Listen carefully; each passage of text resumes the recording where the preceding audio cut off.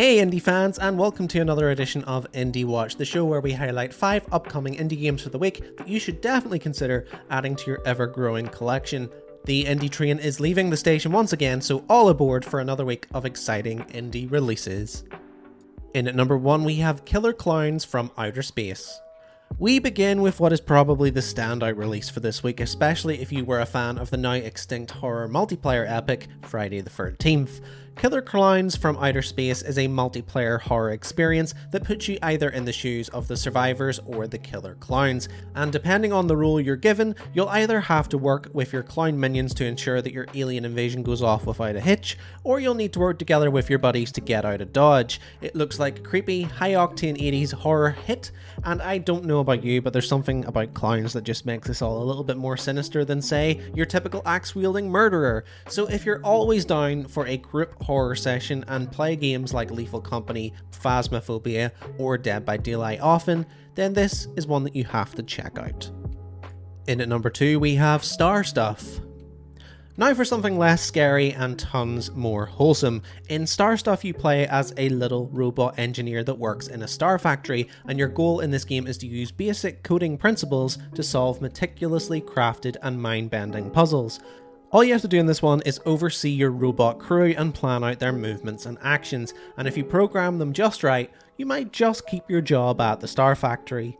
To make a quick comparison, this is a little like those sections in Ratchet & Clank where you played as Clank and control your little nanobots as you went. I'll admit this one will ask a little more of you in terms of brain power, but if you feel like giving your brain a workout, then Star Stuff is the way to do that this week when it drops on the 7th of June.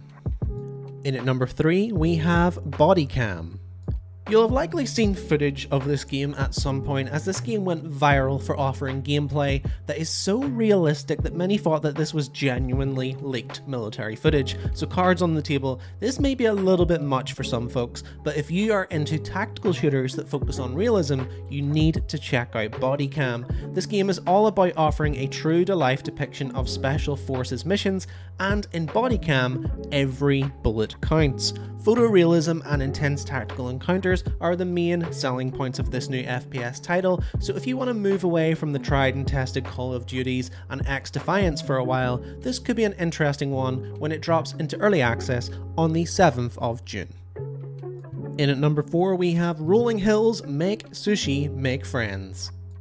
Our 4th entry this week is a title that is aiming to ride the wave of success previously surfed by games like Dave the Diver and Cuisineer, allowing players to take control of a restaurant and create a culinary hotspot in their own image. In this game you play as a state-of-the-art sushi robot with dreams of becoming the best sushi chef in the land, and if you help them build an eye-catching menu and gather fresh ingredients, you may just make that dream a reality.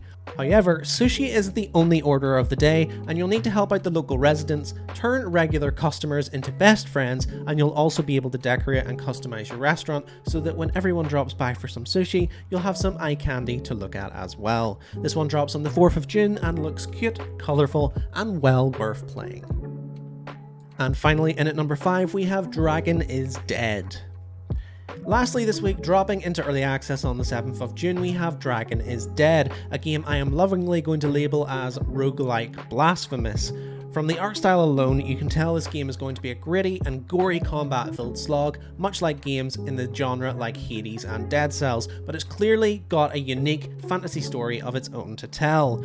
From the outside looking in, the game seems to have some unique and intricate upgrade systems, making each run feel fresh and new, and each run will force you to embrace new playstyles and builds to succeed, and quite frankly, that's all you can really ask of a hack and slash roguelike such as this. It's still a work in progress, but I reckon this one could really grow into something special and be a real standout roguelike, so keep an eye out for this one when it drops this week. And that is Indie Watch done and dusted for another week, folks. I hope you liked this one. Are there any of these games that you're going to purchase for yourself? Are there any games that I missed on this list for this week? Let me know in the comments section below, and do what you can to support the channel by liking, subscribing, commenting, and doing all those lovely things.